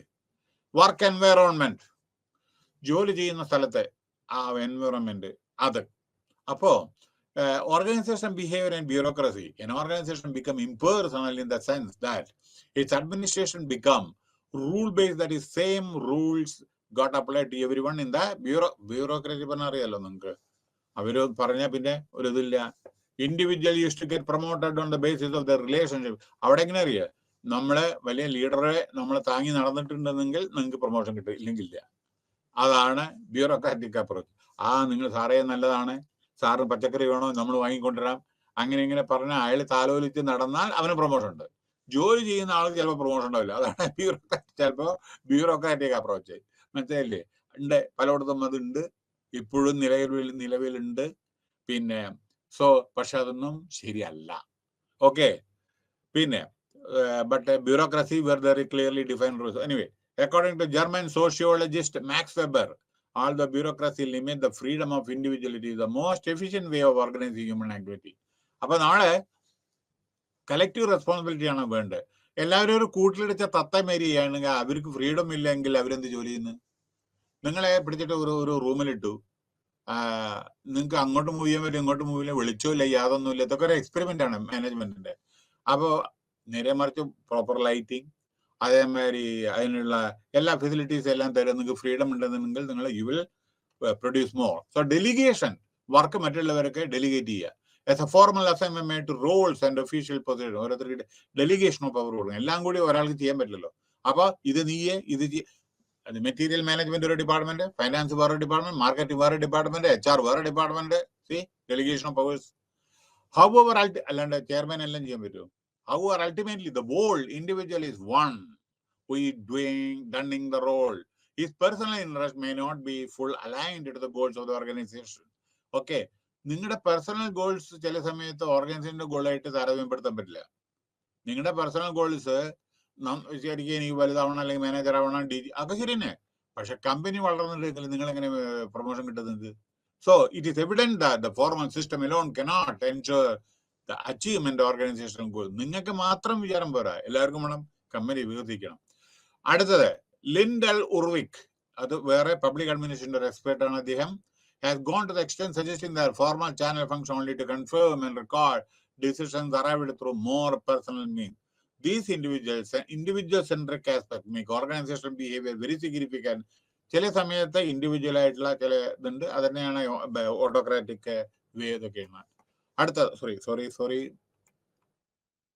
ഓക്കെ, ഡെലിഗേഷൻ ആൾറെഡി ഞാൻ പറഞ്ഞു. Okay, this individual centre. Okay, അടുത്ത് theoretical framework of organization behaviour. There are 3 main. ഒന്ന് behavioural framework, cognitive framework and social cognitive framework. Okay, yes. അപ്പൊ ഇവിടെ യെസ്, ഓക്കെ, ബിഹേവിയറൽ ഫ്രെയിംവർക്ക് അല്ലെ. ബിഹേവിയർ ഫ്രെയിം നമ്മളെ എങ്ങനെ behave ചെയ്യുന്നു അതന്നെ. Cognitive behaviour. ഓക്കെ, ഇവിടെ എന്താണ് അറിയോ, നമ്മുടെ ഇദ്ദേഹമാരാണ് പറയുന്നത്. ഇവിടെ എന്താണ് പറയുന്നത് വെച്ചാൽ ഈ യെസ്, പാവലോവ്, റഷ്യയിലത്തെ ഒരാള് എന്ത് ചെയ്തറിയോ, പിന്നെ അത് ഡോഗിന് എക്സ്പെരിമെന്റ് ചെയ്തതാണ്. അതായത് ഭക്ഷണം കൊണ്ട് ആദ്യം കുറെ ബെല്ലടിച്ചു, ഒരു ഡോഗിന് ഭക്ഷണം കൊണ്ടുള്ള ബെല്ലടിച്ചു, അതൊന്നും ശ്രദ്ധിച്ചില്ല. പിന്നെ അടിച്ചുകൊണ്ടേയിരുന്നു. അപ്പോ അതിന് ബോധം വന്നു എനിക്ക് ഭക്ഷണം കൊണ്ടുവന്നിട്ടുണ്ടെന്ന്. അപ്പോ അതിനുശേഷം ഈ ബെല്ല് കേട്ടാൽ മാത്രമേ ആ ഡോഗ് വരൂ. ചില സമയത്ത് ഭക്ഷണം ഇല്ലെങ്കിലും ബെല്ല് കേട്ടിട്ടുണ്ടെങ്കിൽ അത് വരും. എൻ്റെ അർത്ഥം അതിലൊരു സ്റ്റിമുലേ അത് വന്നു, അതിൻ്റെ ഒരു ഇൻസ്പിരേഷൻ വന്നു, ഈ ബെല്ലടിക്കുന്നത് എനിക്ക് ഭക്ഷണം തരാനാണ് എന്ന്. മനസ്സിലായോ? അപ്പൊ അതിന്റെ ബിഹേവിയർ മാറിക്കൊണ്ടിരിക്കുകയാണ്. അടുത്തത് പിന്നെ കോഗ്നിറ്റീവ്, അതായത് വൈജ്ഞാനിക framework. In this work cognition circuit behaviour based on the individual knows and expect the specific action with the lead to specific consequences. അതെന്താണെന്ന് വെച്ചാൽ നമുക്കറിയാം ഇന്നത് ചെയ്താൽ ഇന്നത് സംഭവിക്കും, ഇന്നത് ചെയ്താൽ ഇന്നത്, ഇന്നത് ചെയ്താൽ ഇന്നത് അത് സംഭവിക്കും എന്ന് അറിയാനുള്ള ഇതുണ്ടെങ്കിൽ അതാണ് ഫ്രെയിംവർക്ക്. ചിലത് നമുക്ക് അറിയില്ല, ആന്റിസിപ്പേറ്റ് ചെയ്യാൻ പറ്റില്ല ചിലത്. ഇത് നമുക്ക് ഇന്നത് ചെയ്താൽ ഇന്നത് വരും. അടുത്തത് സോഷ്യൽ കോഗ്നിറ്റീവ്, അതായത് ഈ ഇവിടെ എന്താണ് പറയുന്നത് വെച്ചാൽ this framework adds to the cognitive and behavioral aspects and introduction environment as an important determination in this framework. In our day-to-day life, many of our responsibilities are the outcomes. Okay, outcome. Our outcome based and imitations ചെയ്യുന്നത് തന്നെ വേറെ രണ്ടാമത് ചെയ്യുന്നത്. അതൊക്കെയാണ് social cognitive framework. ഇനി organisation behaviour model. Autocratic ഇത് പറയേണ്ട ആവശ്യമില്ലല്ലോ. ബ്യൂറോക്രാറ്റിക്. കസ്റ്റോഡിയൽ, നമ്മളെ ഈ ബോണ്ടഡ് ലേബർ ഒക്കെ ഇല്ലേ, അതായത് വളരെ നമുക്കൊരു ഫ്രീഡം ഒന്നുമില്ലാതെ ഒരു കസ്റ്റഡി, അത് നമുക്കൊരു ഫ്രീഡം ഇല്ല, അതന്നെ. Supportive model. സപ്പോർട്ടീവ് മോഡൽ എന്ന് വെച്ചാൽ നോക്കൂ, നമ്മളെ main aspect of that, keep the model running. ഇവിടെ എന്താണെന്ന് വെച്ചാൽ വളരെ സപ്പോർട്ട് ചെയ്തിട്ട് എല്ലാവരെയും സപ്പോർട്ട് ചെയ്യുന്ന അങ്ങനെ ഒരു മോഡൽ. അപ്പൊ എന്തുണ്ട്, so the leadership style. Supportive model means വാങ്ങാ കൊടുക്കുക, അതേമാതിരി അങ്ങോട്ടും സ്നേഹിക്കുക ഇങ്ങോട്ടും സ്നേഹിക്കുക, അങ്ങോട്ട് പുറത്ത് നമ്മൾ ഫ്രീ ആൻഡ് ഫ്രാങ്ക്, അങ്ങനെ ഒരു ടുഗദർനെസ്, അതാണ് സപ്പോർട്ടീവ് മോഡൽ. അത് ഓർഗനൈസേഷൻ നന്നായിട്ട്. അടുത്തത് കൊളീജിയൽ മോഡൽ. കൊളീജിയൽ മോഡൽ എന്ന് വെച്ചാൽ വർക്ക്സ് ആസ് കൊളീഗ്സ്. അവർ എങ്ങനെ അറിയോ, നമ്മളൊക്കെ പണ്ട് കമ്പ്യൂട്ടർ മെയിൻ്റെനൻസ് കോർപ്പറേഷൻ, ഇപ്പൊ നമ്മുടെ IT നമ്മുടെ കമ്പ്യൂട്ടർ ഉണ്ടാക്കുന്ന ഒരു കമ്പനി പണ്ട് എത്രയോ ഞാൻ കണ്ടിട്ടുണ്ട്. അവിടെ ഈവൻ ഇൻഫോസിസിൽ നോക്കൂ, അവിടെ നാരായണമൂർത്തി, മിസ്റ്റർ നാരായണമൂർത്തി എന്ന് പറയുന്നത് മൂർത്തി എന്ന് വിളിക്കൂ. അതാണ് അവിടുത്തെ കൾച്ചർ. എല്ലാവരും കൊളീഗ്സ്. പേര് എന്താ പറയണ്ടേ, മിസ്റ്റർ എന്ന് വയ്ക്കില്ല, അങ്ങനെയാണ്. അവിടെ ഓരോരുത്തരുടെ പേര് വിളിച്ചിട്ടാണ്. അതായത് മൂർത്തിക്ക് മൂർത്തി, ഗുപ്തയ്ക്ക് ഗുപ്ത, അല്ലെങ്കിൽ ഇന്ന ഗുപ്ത എന്ന് പറയുന്ന അവർ പറയില്ല, അല്ലെങ്കിൽ നാരായണമൂർത്തി എന്ന് പറയില്ല. അത് അവർ ഇന്റിമസി കീപ്പ് ചെയ്യാൻ വേണ്ടിയിട്ട്. പക്ഷെ ഇവിടെ ശ്രദ്ധിക്കണം നിങ്ങൾ കേട്ടോ, ചിലയിടത്ത് നിങ്ങളിത് ഉപയോഗിച്ചില്ല എന്ന് വിചാരിക്കുക, അവിടെയും പ്രശ്നമാണ്. ഞാൻ പറയുന്നത് ഇതാണ്, ഒരു കമ്പനിയിൽ ഇങ്ങനെയൊക്കെ നിലവിലുണ്ട്, ഓരോരുത്തർ പേര് മാത്രം വിളിച്ചിട്ട് അതൊരു എന്നുവെച്ചാൽ ഗ്യാപ്പ് ഇല്ലാതെ. എന്താ അറിയോ ഞാൻ പറയട്ടെ, ഗ്യാപ്പ് എങ്ങനെ അറിയോ ഞാൻ പറയട്ടെ. അതായത് ഡിയർ മിസ്റ്റർ രവി, നോക്കൂ, dear mister Ravi, dear Ravi, dear Ravi എന്ന് പറഞ്ഞാൽ നമ്മൾ അടുത്തതാ. ഡിയർ മിസ്റ്റർ രവി എന്ന് പറയുമ്പോൾ കുറച്ച് അകലുണ്ട്, എന്ന് വെച്ചാൽ അത്ര അടുപ്പല്ല. മനസ്സിലായില്ലേ? അപ്പൊ ഈ ഓരോരോ യൂസേജ് ഇത് വളരെയധികമാണ്. അപ്പൊ കൊളീഗ്, എല്ലാവരും കൊളീഗ്സ് എന്നുള്ള ഇതിലാണ് ഫിലോസഫി. പക്ഷെ ശ്രദ്ധിക്കണേ, ബ്യൂറോക്രാറ്റിക് സെറ്റപ്പിൽ നിങ്ങൾ കലക്ടറെ പോയിട്ടിട്ട് നിങ്ങളെ പിന്നെ ഇപ്പൊ ഉദാഹരണം ടേക്ക് സപ്പോസ് ഗീത അല്ലെങ്കിൽ വേറെ എന്തെങ്കിലും ആണ്, അനുരാജ് എന്തെങ്കിലും ആ കുട്ടി വിചാരിക്കുക, അനുരാജ് അങ്ങനെ ചെയ്യണം എന്ന് പറയാൻ പറ്റുമോ? അവർക്ക് റെസ്പെക്ട് കൊടുക്കണം, ബ്യൂറോക്രാറ്റ്സ് ആണ് അവര്, അത് വേണ്ടടുത്ത് കൊടുക്കണം. പിന്നെ suppose I remember Abdul Kalam, doctor Abdul Kalam, mister Kalam എന്നല്ല അവിടെ ഡോക്ടർ എന്ന് പറയണം, 10-40 PhD ആളാണ്. അപ്പൊ കൊടുക്കേണ്ട ഇത് ചിലടത്ത് പ്രൊഫസർ എന്ന് തന്നെ പറയണം. ഒരു മിനിറ്റ്, സർ CV രാമൻ, അയാളെ മിസ്റ്റർ സി വി രാമൻ എന്നല്ല പറയാ, സർ സി വി രാമൻ. കാരണം സർ പദവി കൊടുത്തത് ബ്രിട്ടീഷ് രാജാവോ രാജ്ഞി എന്താണ്, മനസ്സിലായില്ലേ? അപ്പൊ ഓരോരുത്തർ കൊടുത്ത ഓരോരോ ഇതുണ്ട്. അതേമാതിരി നമ്മളെ പത്മഭൂഷൺ, വീരചക്ര ഇതൊക്കെ ഉണ്ടല്ലോ. ഇതൊക്കെ കൊടുക്കുന്ന ഓരോരോ സന്ദർഭങ്ങൾ എന്തൊക്കെയാണ്, അങ്ങനെയാണ്. പക്ഷെ നമ്മുടെ ഇന്ത്യൻ കോൺസ്റ്റിറ്റ്യൂഷനിൽ നമ്മൾ ഇത്തരത്തിലുള്ളത് നമ്മളൊപ്പം വെക്കാൻ പാടില്ല എന്നാണ് പറയുന്നത്, എക്സെപ്റ്റ് മിലിറ്ററി. മനസ്സിലായില്ലേ? ഈവൻ നമ്മുടെ ഭാരതരത്ന അവാർഡ് ഇതൊക്കെ ഉണ്ടല്ലോ, നമ്മുടെ പത്മശ്രീ ഇതൊക്കെ ഉണ്ടല്ലോ, അത് നമ്മളെ ഈ ടൈറ്റിൽസ് നമ്മളെ കോൺസ്റ്റിറ്റ്യൂഷൻ പ്രകാരം വരെ എല്ലാവരും ഒരേമാതിരി കരുതണം എന്നൊക്കെയാണ് പറയാ. പക്ഷെ ഇത് ഇത്തരത്തിലുള്ള നമ്മൾ ചിലയിടത്ത് ഇപ്പൊ ഞാൻ കലാമിന്റെ കാര്യം പറയുകയാണെങ്കിൽ ഡിയർ മിസ്റ്റർ കലാം എന്നും ഡിയർ ഡോക്ടർ കലാം എന്നും പറയുന്ന ഒരു വ്യത്യാസമുണ്ട്. എന്താ കാരണം വെച്ചാൽ അവർക്ക് കൊടുക്കേണ്ട പദവി നമ്മൾ അറിയും. അല്ലാണ്ട് ഇപ്പൊ നമ്മുടെ suppose take the example of prime minister, dear Modi എന്ന് പറയാൻ പറ്റുമോ? പറ്റില്ല. അതായത് honourable prime minister of India, respected mister Narendra Modi. മനസ്സിലായില്ലേ? അങ്ങനെ ബഹുമാനം കൊടുക്കണം, എല്ലാവർക്കും ബഹുമാനം കൊടുക്കണം. അപ്പൊ അതാണ് നമ്മുടെ കൊളീജിയമുള്ളത്. പിന്നെ സിസ്റ്റം മോഡൽ, അത് നമുക്ക് ആൾറെഡി റൂൾസ് ഉണ്ട് അതേ പ്രകാരം. അപ്പൊ organisation behaviour is the study of individual behaviour with N organisation. ശരി, എല്ലാം പറഞ്ഞു. although each of these can be investigated isolation, it is essential to study all the three aspects together to gain a comprehensive understanding of the matter being studied. അപ്പൊ ഓരോരുത്തരുടെ ബിഹേവിയറിനെ പറ്റിയിട്ടാണ് ആദ്യത്തെ unit. അടുത്ത രണ്ടാമത്തെ unit individual behaviour, determinant models and perceptions okay ആണ് അടുത്തത്. അതായത് ധാരണ, പെർസെപ്ഷൻ, ധാരണ.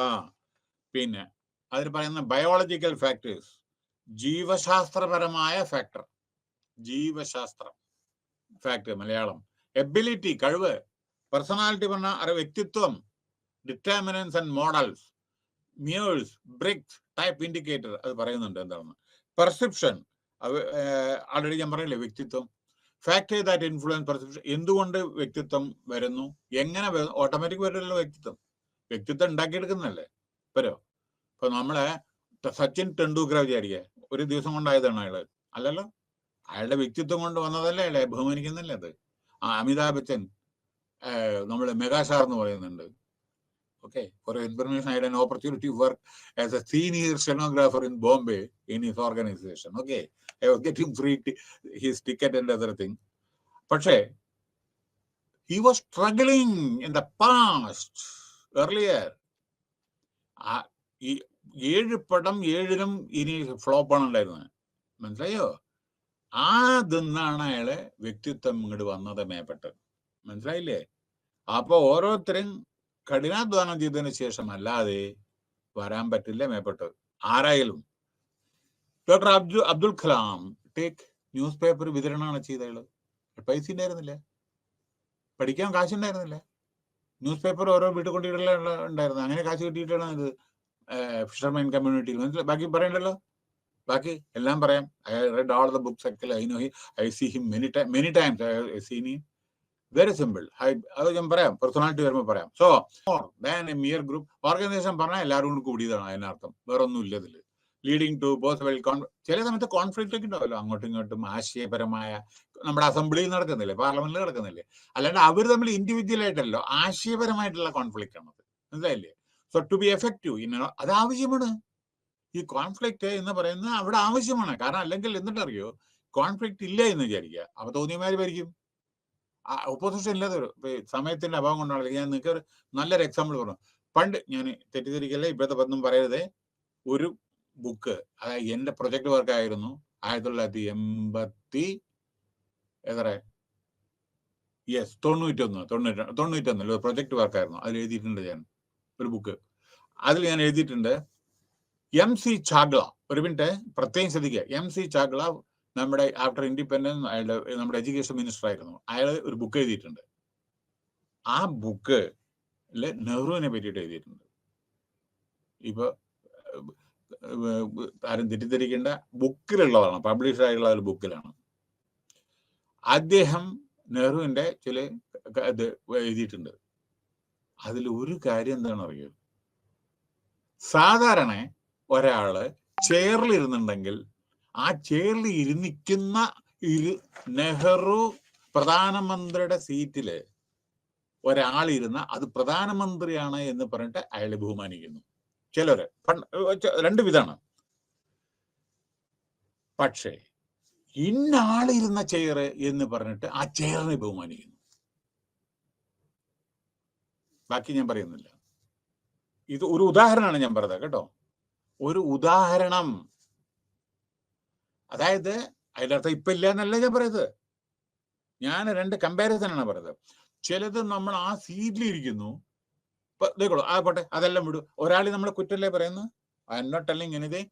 ഞാനൊരു ഇതാണ് പറയുന്നത്, പേഴ്സണാലിറ്റി ഇപ്പോഴുള്ള കാര്യം പറഞ്ഞു. നോക്കൂ, വൈസ് ചാൻസലർ എത്രയോ ആയിരക്കണക്കിൽ 1000 യൂണിവേഴ്സിറ്റി 1000 അടുത്തെത്തി യൂണിവേഴ്സിറ്റി. അപ്പൊ 1000 വൈസ് ചാൻസലർ ഉണ്ടാവില്ലേ?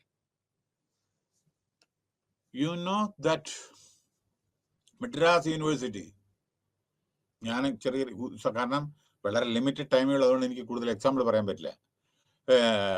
മദ്രാസ് യൂണിവേഴ്സിറ്റി മഹാലിംഗം പറഞ്ഞ ഒരാൾ ഒരു വൈസ് ചാൻസലർ ഉണ്ടായിരുന്നു. എമിനന്റ് പേഴ്സണാലിറ്റി, എല്ലാവരും ഇഷ്ടപ്പെടുന്നു, വളരെ വളരെ ഹൈലി പ്രൊഫഷണലൈസ്ഡ് പേഴ്സൺ. പക്ഷേ അവിടെ എക്സാം ടൈമിൽ ഒരു പ്രാവശ്യം, ഇപ്പോഴല്ല അനവധി വർഷങ്ങൾക്ക് മുമ്പേ, എക്സാം ടൈമിൽ അവിടെ സ്ട്രൈക്കിൽ പോയി. നോൺ ടീച്ചിങ് സ്റ്റാഫ് സ്ട്രൈക്കിൽ പോയി എക്സാമിനേഷൻ കണ്ടക്ട് ചെയ്യാൻ പറ്റുന്നില്ല. അവർക്ക് എന്തോ സാലറി എന്തോ കൂടുതൽ വേണോ എന്തോ വേണോ, സംതിങ് എന്താണോ സാലറി. ഓർമ്മിക്കണേ, ഈ സ്ട്രൈക്കിൽ പോകുന്ന ആളുകളും അദ്ദേഹത്തിന് വളരെ ബഹുമാനിക്കുന്നതാണ്, മനസ്സിലായില്ലേ? അപ്പോ എന്തു ചെയ്തു? ഇയാള് പറഞ്ഞു ഇത് പറ്റില്ല, സ്റ്റേറ്റ് ഗവൺമെന്റ്, തമിഴ്നാട് ഗവൺമെന്റ്, അന്ന് മദ്രാസാണ്, തമിഴ്നാട് ഗവൺമെന്റ് അപ്രൂവ് ചെയ്യണം, ഞാനല്ല, അതുകൊണ്ട് നിങ്ങൾ സ്ട്രൈക്കിൽ പോയത് പറഞ്ഞാൽ അഭ്യർത്ഥിച്ചു. പക്ഷെ അവർ സ്ട്രൈക്കിൽ പോയി. സ്ട്രൈക്കിൽ പോയി അയാളൊന്നും പറഞ്ഞില്ല. അന്ന് വൈകുന്നേരം അയാൾ രാജിവെച്ചു, ഗവർണർക്ക് രാജി സമർപ്പിച്ചു. റിമെമ്പർ, ഈ ന്യൂസ് വൈൽഡ് ഫയർ മാതിരി സ്പ്രെഡ് ചെയ്തു. മഹാലിംഗം രാജിവെച്ചു, വൈസ് ചാൻസലർ രാജിവെച്ചു. ഉടനടി ഈ സ്ട്രൈക്കിൽ പോയ ആളുകൾ എല്ലാം അയാളുടെ അടുത്ത് വന്ന്, sir please withdraw, we are withdrawing our strike or whatever is that, you should not leave this university, we want you here. ഞങ്ങളുടെ എല്ലാ ഡിമാൻഡുകളും ഞങ്ങൾ പിന്നീട് ചെയ്തോളാം. We will work from tomorrow, you should not go, we take back the resignation. എന്താണെന്ന് മനസ്സിലായത്? നല്ലത് എപ്പോഴും നല്ലത് തന്നെയാണ് കേട്ടോ. സോ അങ്ങനെ ഹ്യൂമൺ ഓരോരുത്തരെ ഓരോ കഴിവാണ്, പേഴ്സണാലിറ്റീസ് ആണ്, ഇത്തരത്തിലുള്ള ആളുകളാണ് നമ്മുടെ ഇന്ത്യക്ക് വേണ്ടത്. എല്ലാ വിധത്തിലുള്ള ആള്, നല്ല നല്ല അഡ്മിനിസ്ട്രേറ്റേഴ്സും സയന്റിസ്റ്റും ടെക്നോക്രാറ്റ്സും അക്കാഡമിഷ്യൻസും ഒക്കെയാണ് നമുക്ക് ആവശ്യം. അപ്പൊ ഓർഗനൈസേഷൻ പല വിധത്തിലുള്ള കോൺഫ്ലിക്റ്റ് ഉണ്ടാകും. അതിപ്പോ ഒരു വീടാണ് ചെല്ലി, അച്ഛനും അമ്മയും, ഭാര്യയും ഭർത്താവും, ചേട്ടനും അനുജത്തിയും തമ്മില്, ഭാര്യയും ഭർത്താവും ഒക്കെ ഉണ്ടാവുമല്ലോ. പക്ഷെ അത് കോൺഫ്ലിക്റ്റ് എന്ന് പറഞ്ഞാൽ സ്നേഹപരമായിട്ടുണ്ടാവല്ലോ. നമ്മളൊരു കുട്ടിയെ ശാസിക്കുന്നുണ്ട്, സ്നേഹം ഇല്ലാണ്ടാണോ? അല്ലല്ലോ, സ്നേഹമുള്ളവരോടല്ലേ ശാസിക്കൂ. അപ്പൊ ആ കോൺഫ്ലിക്റ്റ് ഉണ്ടാവും. അപ്പൊ that should be taken in the positive way. Biology affect human behaviour through genetically regulated heredity nature. നമ്മുടെ തലമുറ, ഹൗ മച്ച് ഓഫ് തലമുറ, നമ്മൾ വളർന്നു വന്ന ബാക്ക്ഗ്രൗണ്ട് അനുസരിച്ച് നമ്മുടെ ബിഹേവിയർ വരും.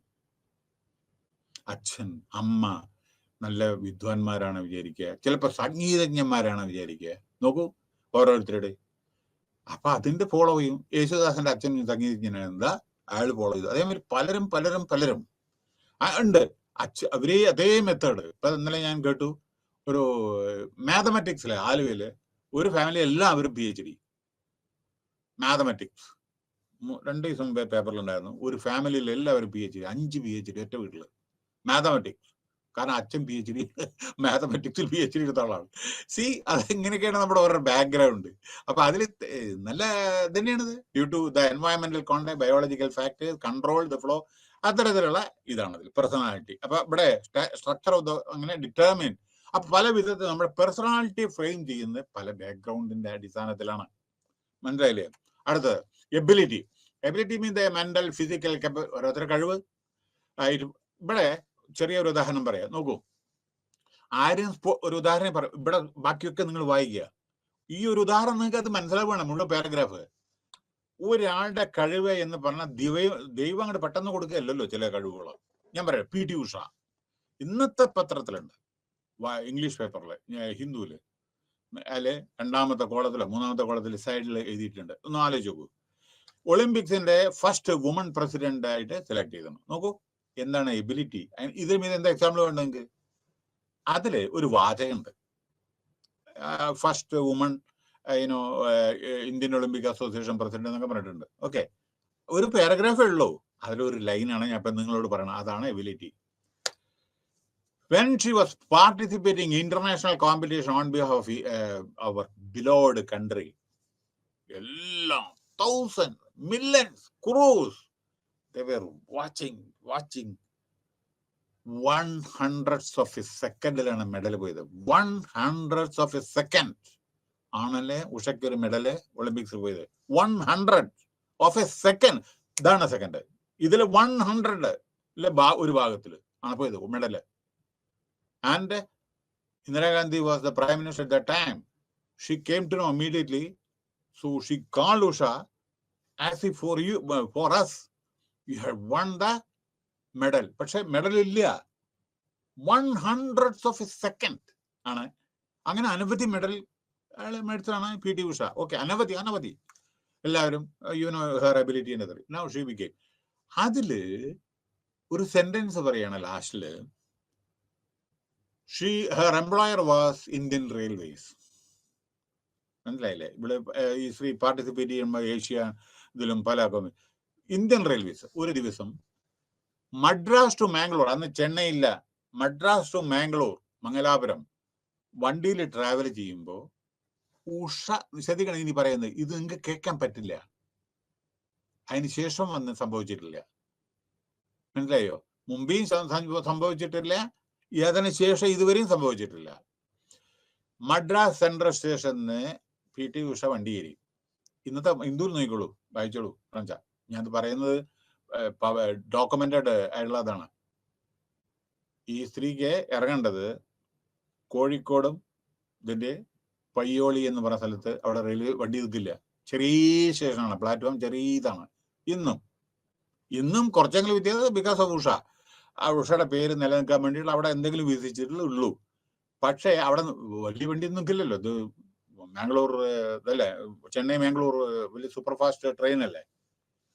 ഓൺലി ഉഷയിൽ ട്രാവൽ ചെയ്യണ്ടെന്ന് പറഞ്ഞിട്ട് നമ്മുടെ ട്രെയിൻ അവിടെ 2 മിനിറ്റ് പയ്യോളി എന്ന സ്ഥലത്ത് നിർത്തി. That is the respect the railway, that is India's. ഈ റെയിൽവേ പറഞ്ഞ ഇന്ത്യയുടെ ഇതാണ്. India was giving respect to an athlete of her caliber, and train stopped for 2 minutes because so that otherwise ദൂരത്തേക്ക് പോയിട്ട് ഇറങ്ങിയിട്ട് തിരിച്ചു വരണം. വണ്ടിയോടെ നിർത്തി. അപ്പൊ എന്താണ്, ഓരോരുത്തരുടെ കഴിവിനെയും മാനിക്കുന്നതാണ് ഇവിടെ ഒരു പ്രശ്നം. മനസ്സിലായില്ലേ? അതാണ് ചിലത്. അപ്പൊ കഴിവ് തന്നെ എത്രയോ ചെരുപ്പില്ലാണ്ടി ഓടി മണലക്കോട് ഓടിയിട്ടാണ് ഇങ്ങനെ അവിടെ വടകരി മറ്റുള്ള സ്ഥലങ്ങളിൽ ഇങ്ങനെ ഓടി ഇത്രയൊക്കെ മെഡൽ മേടിക്കാൻ പറ്റിയത്. അതേമാതിരി ഈ take the example of reason, ഈ ഫർഗറ്റപ്പെടുത്ത റീസൺ, ശ്രീജേഷ്, ഹോക്കി പ്ലെയർ. അയാൾക്കൊരു ഷൂ പോലും ഉണ്ടായിരുന്നില്ല, പാഡ് ഉണ്ടായിരുന്നില്ല, കീറിയ ചെരുപ്പും കൊണ്ടാണ് അയാള്. അന്നും ഹോക്കിയില് ഇതില്ല. പക്ഷെ ഇന്നെവിടെത്തി? അത് ഹിസ് എബിലിറ്റി. അങ്ങനെ ഓരോരുത്തരും, ഞാൻ സ്പോർട്സ് പേഴ്സൺ. അപ്പൊ a person who is not a born athlete, ജനിച്ചിട്ട്, അതായത് നമ്മളെ ജനിക്കുമ്പോ തന്നെ അത്ലീറ്റായിട്ട് നമ്മൾ ജനിക്കുന്നില്ല. പക്ഷേ അവർക്ക് പല ഗിഫ്റ്റും അവരുടെ ഹാർഡ് വർക്കാണ് അവര് എത്തേണ്ടടുത്ത് എത്തിക്കുന്നത്. ഓക്കെ, പേഴ്സണാലിറ്റി ഇനി കൂടുതൽ പറയേണ്ട ആവശ്യമില്ലല്ലോ. ഓരോരുത്തരുടെ word personality has been derived from the Latin word persona, which means mask used to actors to change their appearance. ഓരോരുത്തരുടെ പേഴ്സണാലിറ്റി, ഡൈനാമിക്, ടോട്ടാലിറ്റി സിസ്റ്റം, ഓരോരുത്തരുടെ ഓരോ പേഴ്സണാലിറ്റി. നോക്കോളൂ, ഞാൻ അബ്ദുൽ കലാമിന്റെ നോക്കോളൂ, 2 ഷർട്ട് 2 പാന്റ് മാത്രം ഉണ്ടായിരുന്ന ഒരു ചെരുപ്പ്, ഷൂ അല്ല. എത്രയോ ഞാൻ കണ്ടിട്ടുണ്ട് ചണ്ഡീഗഡ് റെയിൽവേ സ്റ്റേഷനിൽ അയാൾ ഒറ്റയ്ക്ക് നിൽക്കുന്നത്. നീല ഷർട്ട്, അതേമാതിരി മുഖം മുഴുവൻ. പ്രസിഡന്റ് ആയതിന്റെ ശേഷമാണ് ഇങ്ങോട്ടാക്കി. പക്ഷേ നിങ്ങളൊന്ന് ആലോചിച്ചു, എന്താണ് പേഴ്സണാലിറ്റി എന്ന്? Simple living, high thinking. അയാൾ എഴുതിയ ബുക്കുകൾ ഒന്ന് വായിച്ചാൽ സ്റ്റാർട്ട് ചെയ്ത എൻഡ് ചെയ്തിട്ട് നിങ്ങൾ ഭക്ഷണം കഴിക്കൂ. എല്ലാ ബുക്കും ഞാൻ അങ്ങനെ വായിച്ചു. Simple English. നിങ്ങളുടെ അതായത് രോമം നിൽക്കും. അത്തരത്തിലുള്ള പ്രചോദനം നൽകുന്ന നമ്മുടെ ഏറ്റവും വലിയ പെട്രിയോട്ടിക് ആണ് ഡോക്ടർ അബ്ദുൽ കലാം. ഭാരതരത്ന. മരണം വരെ രാജ്യത്തിന് വേണ്ടി ജീവൻ. അവസാനം ലെക്ചർ ടൈമിലാണ് ഷില്ലോങ്ങിൽ മരിച്ചത്. കുട്ടികൾക്ക് വേണ്ടിയിട്ടും പ്രസിഡന്റിന് ശേഷവും. ഇനി പേഴ്സണാലിറ്റിയുടെ ഒന്നും കൂടി ഞാൻ പറയാം കേട്ടോ. ബാക്കിയൊന്നും പറയുന്നില്ല, കാരണം പിന്നെ രാഷ്ട്രീയ പരിപാടി. അയാളെ രാഷ്ട്രപതി ഭവനിൽ ചെന്നപ്പോ ഒരാള് നീ എന്താ ജോലി ചെയ്യണ ചോദിച്ചു. ചോദിച്ചപ്പോ ഇതാണ് പേഴ്സണാലിറ്റി. ഞാനൊരു ഉദാഹരണം പറഞ്ഞ, അതേമാതിരി എത്രയോ പേഴ്സണാലിറ്റീസ് ഉണ്ട് കേട്ടോ. അങ്ങനെ വിചാരിക്കരുത് ഒരാളുടെ പേര് മാത്രം പറയണമെന്ന്. ഞാൻ നിങ്ങൾക്ക് അറിയാൻ വേണ്ടി പറയാണ്. അപ്പൊ നീ എന്താ ജോലി ചെയ്യണമെന്ന് ചോദിച്ചപ്പോ ഞാൻ പ്രസിഡന്റിന്റെ ഷൂ പോളിഷ് ചെയ്യണമെന്ന്. അതാണ് എന്റെ ജോലി. പ്രസിഡന്റിന്റെ ഷൂ പോളിഷ് ചെയ്യുന്ന ഒരാളാ. അപ്പോ ഒരു കാര്യം, എന്നെ ഡിസ്മിസ് ചെയ്തു തരണം എന്ന് പറഞ്ഞു ഇയാള്. അപ്പൊ സർ, ഇതുവരെ ഞാനിവിടെ ജോലി ചെയ്യുന്ന രാഷ്ട്രപതി ഭവനില്. എന്നെ പിരിച്ചുവിടരുത് സാറേ. എന്നെ പിരിച്ചുവിടുന്നില്ല. ഈ പോസ്റ്റ് നിന്ന് പിരിച്ചുവിടണു. നീ ഇനി ആ ഗാർഡന്റെ നമ്മളുണ്ടല്ലോ മുഗൾ ഗാർഡൻസിന്റെ ഇതിന്റെയൊക്കെ നിങ്ങളെ കംപ്ലീറ്റ് ഒരു സൂപ്പർവൈസർ ആയിട്ട് നിങ്ങൾക്ക് എന്നെ ഞാൻ അപ്പോയിന്റ് ചെയ്ത് തരണം. അപ്പൊ ഒരു വാക്ക് പറഞ്ഞു അയാള് അവനോട്, don't worry, your job is permanent. നിന്റെ ജോബ് പെർമനന്റ്. നീ ഇപ്പൊ ഷൂ പോളിഷ് ആയാലും ശരി, നമ്മളെ ഗാർഡൻ മെയിൻറ്റെയിൻ ചെയ്യുന്ന നിന്റെ ജോബ് പെർമനന്റ് ആണ്. അത് അവൻ ഓർത്തില്ല ഈ പറഞ്ഞതിന്റെ വാക്കിന്റെ അർത്ഥം. നിന്റെ ജോബ് പെർമനന്റ് ആണ്. പക്ഷെ പ്രസിഡന്റിന് 5 കൊല്ലമേ ഉള്ളൂ. 5 കൊല്ലം കഴിഞ്ഞാൽ രാഷ്ട്രപതി ഭവൻ വെക്കേറ്റ് ചെയ്യണം. അപ്പോ അദ്ദേഹം പോകുന്ന സമയത്ത് അയാളുടെ കയ്യിലുണ്ടായിരുന്ന ഒരു ബ്രീഫ് കേസാണ്. ഒന്ന് ഓർത്തോളൂ. ബാക്കിയുള്ള കഥ ഞാൻ പറയുന്നില്ലേ, എനിക്ക് പറയാൻ പറ്റും, പക്ഷേ ഇത് ഓപ്പൺ ആയിട്ട് പറയാൻ പറ്റില്ല. ഇത് കാരണം ത്രൂഔട്ട് ഇന്ത്യ ടെലികാസ്റ്റ് ചെയ്യുന്നതാണ്, അതുകൊണ്ട് പറയാൻ പറ്റില്ല. നല്ലത് മാത്രമേ പറയൂ. പക്ഷേ അതിനു മുമ്പേ മറ്റുള്ളവരുടെ ചെയ്ത കാര്യങ്ങളൊന്നും ഞാൻ പറയുന്നില്ല. മറ്റുള്ളവർ മോശമായിട്ടല്ല ഞാൻ പറയുന്നത്, ആരെയും മോശമാക്കല്ല. പക്ഷെ ഇദ്ദേഹം ചെയ്ത പണി എന്താണെന്ന് വെച്ചാൽ ഇതൊക്കെ പേപ്പറിൽ ഇതെല്ലാം പ്രിന്റഡ് ആണ്. അതുകൊണ്ടാണ് ഞാൻ പറയുന്നത്. അല്ലെങ്കിൽ ആർക്കും പുസ്തകം വായിക്കല്ലോ. പിന്നെ ആ ഷൂ അതില്ലേ നമ്മുടെ ബ്രീഫ് കേസ് ഒന്ന് തുടയ്ക്കാൻ വേണ്ടിയിട്ട് പറഞ്ഞു. ആരോട്? നമ്മുടെ ഗാർഡനിൽ ജോലി ചെയ്യുന്ന സൂപ്പർവൈസർ. ഒന്ന് തുടച്ചു തരും ഇതൊന്ന്. അപ്പൊ എന്താ സാർ ഇത് തുടക്കണതിലൊന്നും ഇല്ലല്ലോ. അപ്പൊ പറഞ്ഞു, രാഷ്ട്രപതി ഭവന്റെ ഒരു പൊടി പോലും ഞാൻ പുറത്തേക്ക് എടുക്കാൻ ആഗ്രഹിക്കുന്നില്ല. അത് ഇവിടത്തെ പൊടി ഇവിടെ തന്നെ. എങ്ങനെയുണ്ട്? അപ്പോ എന്നിട്ട് ഇവനോട് ചോദിച്ചു, ഞാൻ 5 വർഷം മുമ്പ് എന്നോട് പറഞ്ഞില്ലേ നിന്റെ ജോബ് പെർമനന്റ് ആണ് എന്ന് ഞാൻ പറഞ്ഞില്ലേ? എന്റെ ജോബ് പെർമനന്റ് അല്ല, ഇതാ ഞാൻ പോടോ. എങ്ങനെയുണ്ട്? അതാണ് ഓരോരുത്തർ പേഴ്സണാലിറ്റി. വളരെ ഹംബിൾ വേ, സിമ്പിൾ വേ ഇത്രയോ പ്രാവശ്യം കാണാനുള്ള സാഹചര്യം. അപ്പൊ ഇതൊക്കെ നമുക്ക് ഉദാഹരണം ഒന്നും കൂടി ഞാൻ പറയാം. വിദ്യാർത്ഥികൾ ആരാണോ who is your role model എന്ന് പറഞ്ഞ അനവധി ഇന്റർവ്യൂ ചെയ്ത ആളാണ് ഞാൻ. കുട്ടികൾ പറഞ്ഞാൽ അങ്ങനെ ചിലർ പറയും അബ്ദുൽ കലാം മറ്റേത്. ഇപ്പൊ ഇന്നത്തെ കാലത്ത് ചോദിച്ചാൽ മേപ്പിട്ട് നോക്കുന്നു, പറയാൻ പോലും അവർക്ക് ആളുകളെ കാണുന്നില്ല. മനസ്സിലായോ? അതിന്റെ അർത്ഥം മറ്റുള്ളവരില്ല എന്നല്ല അർത്ഥം. ആ പേഴ്സണാലിറ്റി. അങ്ങനെ പലരും ഉണ്ട് കേട്ടോ, ഒരാളല്ല. വിചാരിക്കരുതേ ഞാൻ അബ്ദുൽ കലാം മാത്രം. അതേമാതിരി എത്രയോ ആളുകളുണ്ട്. എനിവേ, സോ ഓരോരോ പേഴ്സണാലിറ്റിയെ പറ്റിയിട്ടാണ്. ഡിറ്റർമിനന്റ്, അതായത് എക്സ്ട്രാവേർഷൻ. അതായത് ചിലവരെ പബ്ലിക്കായിട്ട് ഓപ്പൺ ആയിട്ട് വർത്താനം പറയുന്നതായിരിക്കും, ചിലവർ എമോഷണൽ ആയിരിക്കും, ചിലവരെ എല്ലാം സമ്മതിക്കുന്നവരായിരിക്കും, ചിലവരെ വളരെ ശ്രദ്ധാപൂർവം ചെയ്യുന്നതായിരിക്കും, ചിലർ ഓപ്പൺ ആയിട്ട് പറയുന്നവർ.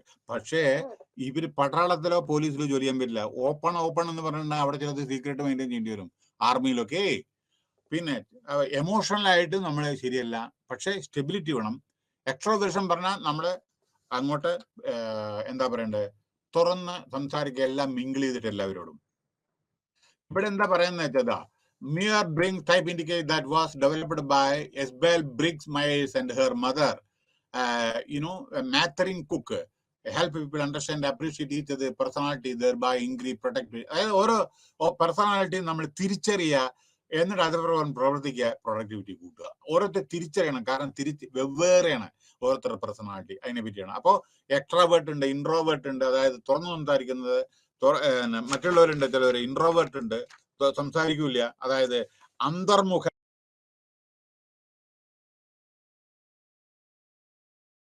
പറഞ്ഞ അവബോധം. ഓക്കെ, തിങ്കിങ് അങ്ങനത്തെ അല്ലേ പറയാം, ഫീലിംഗ് അങ്ങനെയുണ്ട്, പെർസീവിങ് അത്, ജഡ്ജിങ്.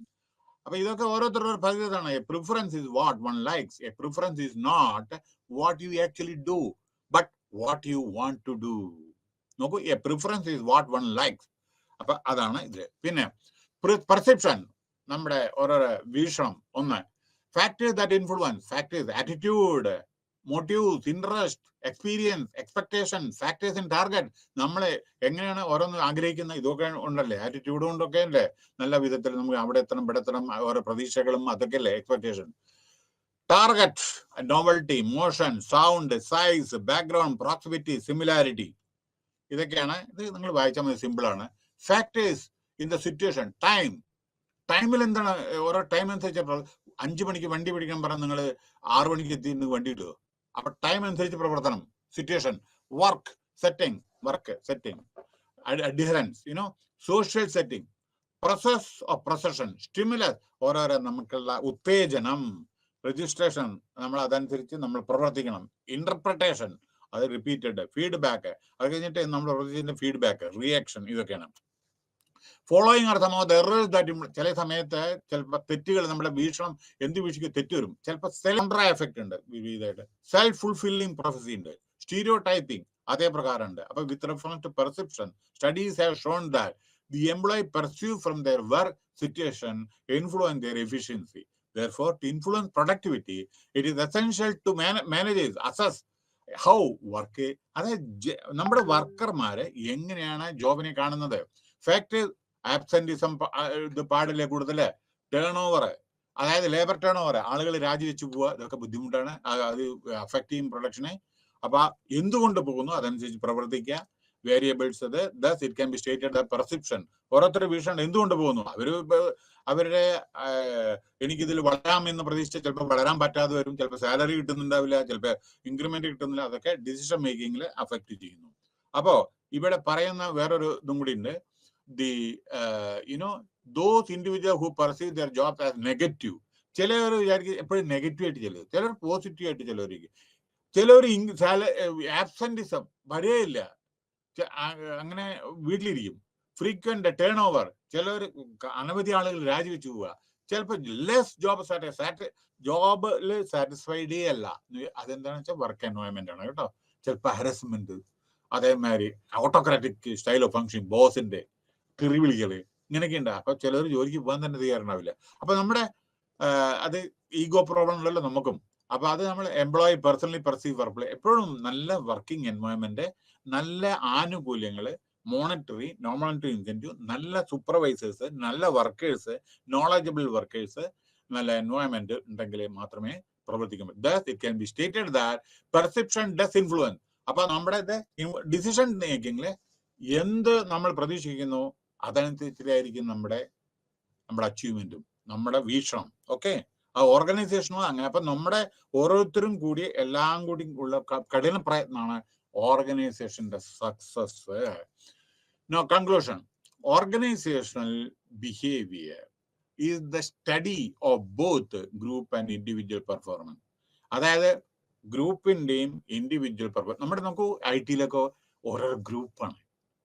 ഇൻസെന്റീവ് എല്ലാവർക്കും ഒരുമിച്ച് കിട്ടില്ല, ഒരേമാതിരി കിട്ടില്ല. ഈ ഗ്രൂപ്പ് പെർഫോമൻസ് ആര് പെർഫോം ചെയ്തു അവർക്ക് കൂടുതൽ കിട്ടും. അപ്പൊ ഇൻഡിവിജ്വൽ പെർഫോമൻസ് ഉണ്ട്, ഗ്രൂപ്പ് പെർഫോമൻസ് ഉണ്ട്. അപ്പൊ ഇങ്ങനെ individual behavior can be defined as how an individual behaves at work. എങ്ങനെ വർക്കിൽ ബിഹേവ് ചെയ്യുന്ന, ബയോളജിക്കൽ ഫാക്ടേഴ്സ്, എൻവയോൺമെന്റൽ ആസ്പെക്ട്സ് ആൻഡ് പേഴ്സണാലിറ്റി. നിങ്ങളുടെ പേഴ്സണാലിറ്റിയുടെ അത് individual behaviour affects an organization.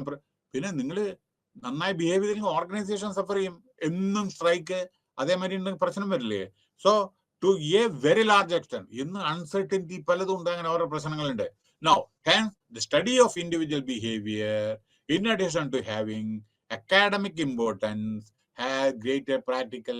അപ്പോൾ ഇവിടെ എന്താണ് പറയുന്നത് വെച്ചാൽ സ്റ്റഡി ഓഫ് ഇൻഡിവിജ്വൽ ബിഹേവിയർ, ഓരോരുത്തർക്ക് എന്താണ് വേണ്ടത് എന്ന് നമ്മൾ പഠിക്കണം. അപ്പൊ അക്കാഡമിക് ആയിട്ടും നമ്മളെ നോക്കണം, പ്രൊഫഷണൽ ആയിട്ടും നമ്മളെ നോക്കി നമ്മളെ എല്ലാം നല്ല കാര്യം എന്താണ് എംപ്ലോയീസിനെ. We have to make employees happy, then only they will contribute more, and the productivity of the honestly, നമ്മുടെ individual also, they will also make progress in the company along with the company. Okay, thank you very much. Bye. you.